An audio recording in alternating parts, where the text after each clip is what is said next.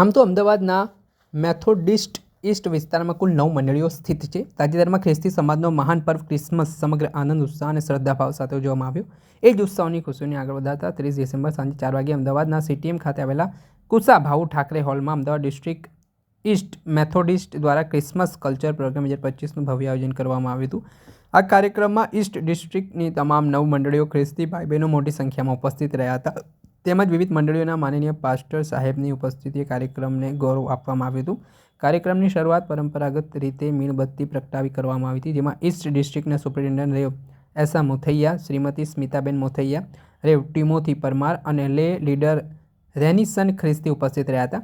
ઈશ્વરની કૃપા અને આશીર્વાદ સાથે કાર્યક્રમની શરૂઆત પ્રાર્થના દ્વારા કરવામાં આવી. ત્યારબાદ ક્રમશઃ એકથી એક ચડિયાતા કલ્ચર કાર્યક્રમ રજૂ કરવામાં આવ્યા. મ્યુઝિક, ડાન્સ, ડ્રામા જેવી વિવિધ રંગબેરંગી પ્રસ્તુતિઓ સમગ્ર હોલને આનંદ, ભક્તિ અને ઉત્સાહથી ભરી દીધો.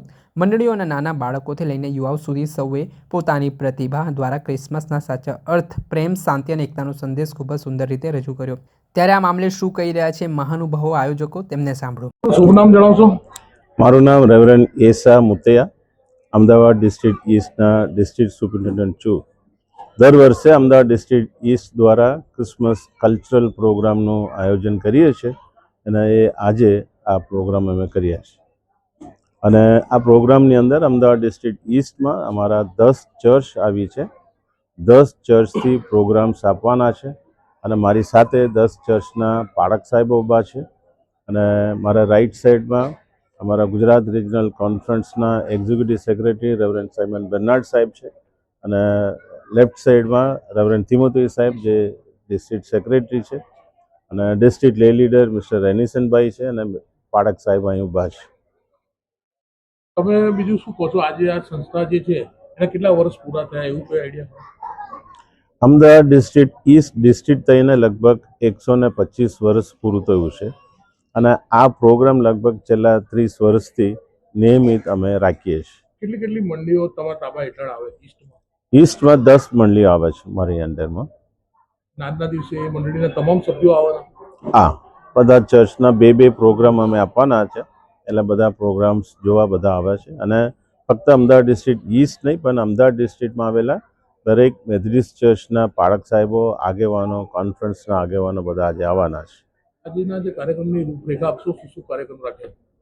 આજના કાર્યક્રમમાં અમે જુવાનોને તક આપીએ છીએ અને જુવાનો ક્રિસમસના skit, drama, action song, garba, રાસ એ પ્રોગ્રામ હશે.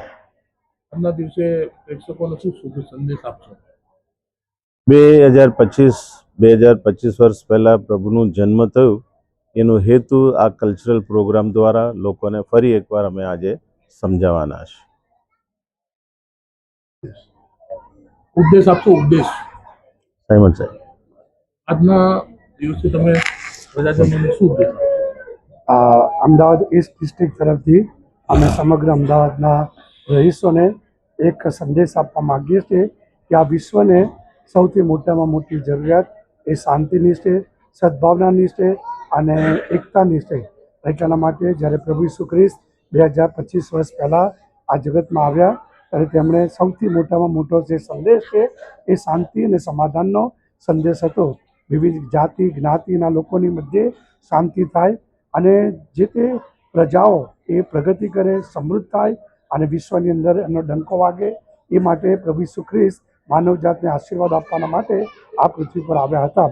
સાથે સાથે નાતાલના સંદર્ભની અંદર એક મોટામાં મોટો સંદેશ છે, તે પ્રેમનો સંદેશ છે. અને પ્રેમનું એક એવા પ્રકારનું શસ્ત્ર છે જે દ્વારા આપણે જગતના સઘળા માનવજાતને જીતી શકીએ છીએ.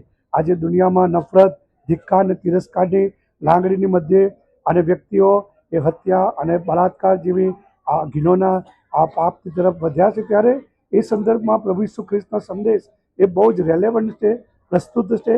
અને માનવજાતને આજે સૌથી મોટી જરૂરિયાત એ પ્રેમની છે, ઈશ્વરીય પ્રેમ, કે જે પ્રેમની અંદર આપણે માનવજાતનું એકબીજાનું કલ્યાણ, હિત જ શોધીએ છીએ અને ભલું જ કરીએ છીએ.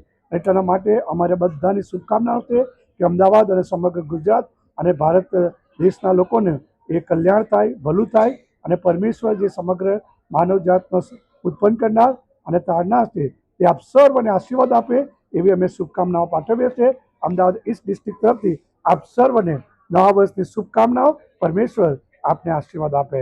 મારું નામ સાયમન બ્રેનાર્ડ. હું ગુજરાત રિજનલ કોન્ફરન્સમાં એક્ઝિક્યુટિવ સેક્રેટરી તરીકે સેવાઓ આપું છું. આપણે સાંભળ્યા હતા મહાનુભાવો જેમના દ્વારા આ ભવ્ય કાર્યક્રમ છે તે કરવામાં આવ્યો, જેમાં સંપૂર્ણ કાર્યક્રમ શ્રદ્ધા, સંસ્કૃતિ અને સંગીતોનો અનોખો સંગમ બન્યો, જે લાંબા સમય સુધી ઉપસ્થિત સૌના હૃદયમાં યાદગાર બની રહેશે. ત્યારે આ ભવ્ય કાર્યક્રમ છે તેને લઈને પણ લોકો ગદગદિત થયા હતા. દર્શક મિત્રો, આવા જ વિડીયો જોવા માટે સ્કાયનેટ મીડિયા જોતા રહો.